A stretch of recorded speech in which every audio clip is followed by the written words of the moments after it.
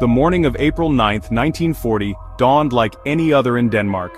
Little did the Danes know, they were about to become another chapter in the rapidly expanding Second World War.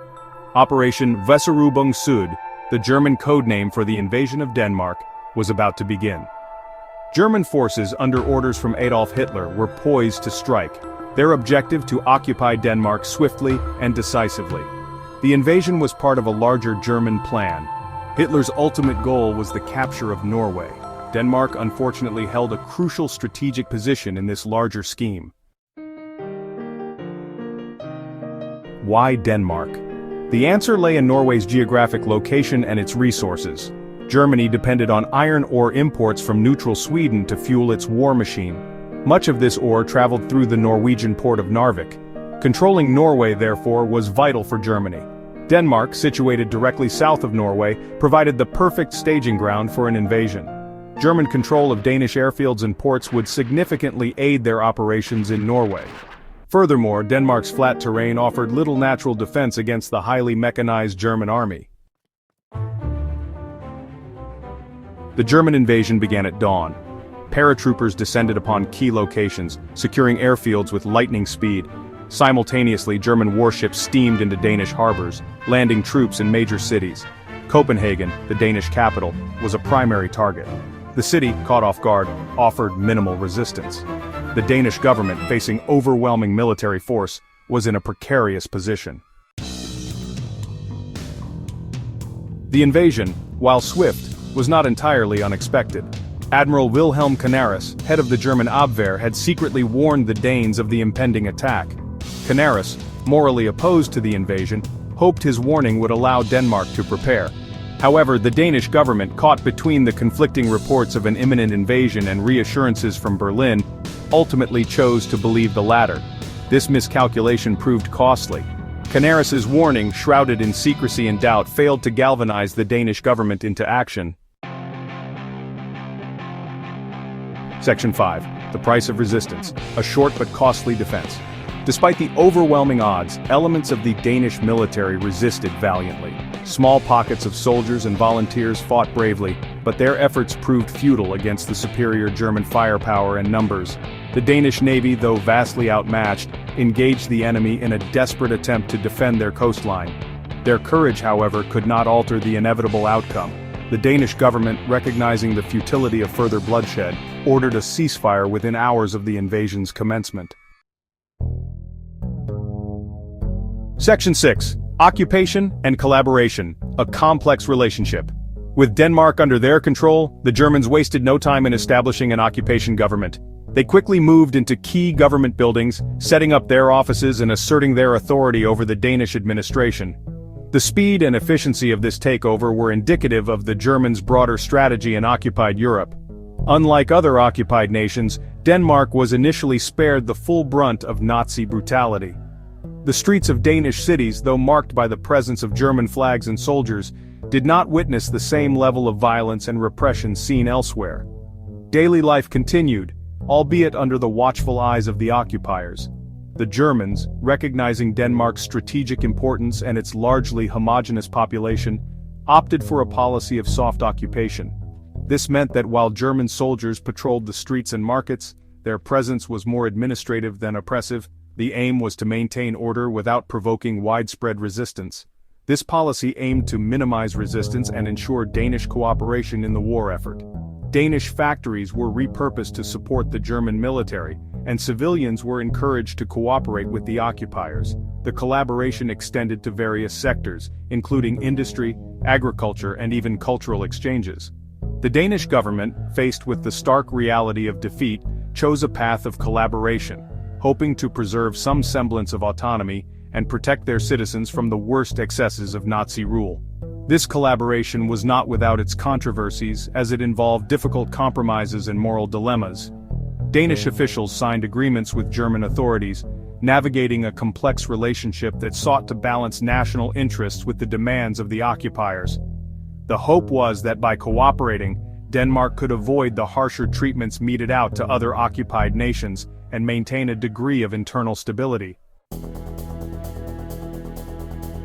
Section 7. Danish Resistance, Small Acts, Big Impact.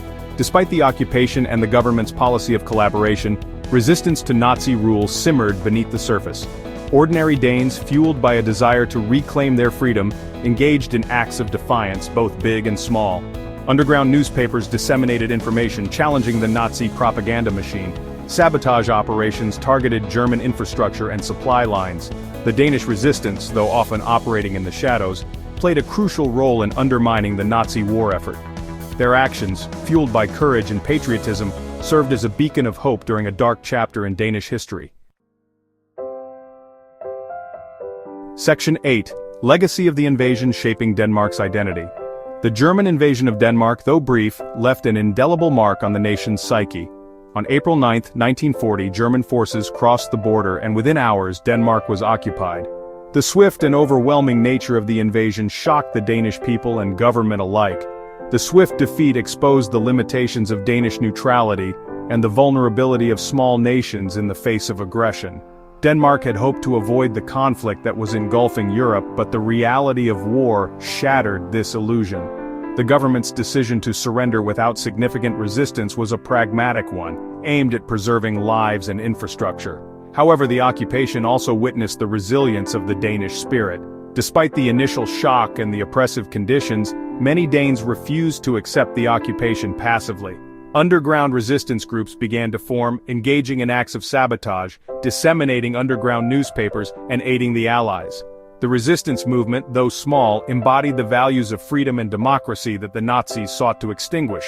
These brave individuals risked their lives to fight against tyranny, and their efforts, though often overshadowed by larger military operations, were crucial in maintaining the spirit of defiance and hope. In the decades following the war, the memory of the occupation served as a constant reminder of the importance of vigilance, international cooperation, and the defense of democratic values. Denmark emerged from the war with a renewed sense of identity and purpose. The experiences of the occupation and the resistance shaped the nation's post-war policies and its commitment to international alliances such as NATO and the United Nations. The legacy of those dark years continues to influence Denmark's national consciousness and its role on the global stage. Section 9. Conclusion. A pivotal moment in Danish and world history.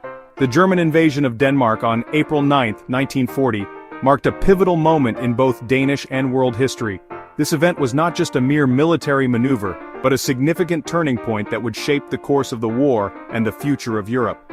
The swift and overwhelming force with which the German troops entered Denmark left the world in shock and awe. It was a stark reminder of the aggressive ambitions of the Nazi regime and their relentless pursuit of dominance. It exposed the brutal realities of Nazi expansionism and the fragility of peace in a world on the brink of war. The invasion shattered the illusion of safety that many European nations held onto, revealing the true extent of the threat posed by Hitler's Germany. Cities were bombed, lives were lost, and the very fabric of society was torn apart. The images of Nazi flags and soldiers marching through the streets became symbols of fear and oppression. Denmark, caught in the cross-currents of global conflict, paid a heavy price for its strategic location and its ultimately futile hope for neutrality. The country's geographical position made it a valuable target for the Nazis, who sought to control key territories in their quest for European domination. Despite their efforts to remain neutral, the Danish people found themselves thrust into the heart of the conflict, facing the harsh realities of war. Yet even in the face of overwhelming force, the Danish people demonstrated remarkable courage and resilience. The spirit of resistance was strong, with many Danes taking up arms and joining the fight against their oppressors. Acts of defiance, both big and small, became a daily occurrence as the Danish people refused to be subdued.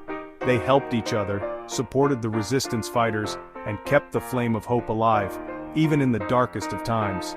Their story serves as a testament to the enduring human spirit and the enduring power of hope, even in the darkest of times. The post-war period saw Denmark rise from the ashes, rebuilding their nation with a renewed sense of purpose and unity. Celebrations of liberation were marked with joy and relief, and memorials were erected to honor those who had sacrificed so much. The legacy of their struggle and resilience continues to inspire generations, reminding us all of the strength and courage that lies within the human spirit.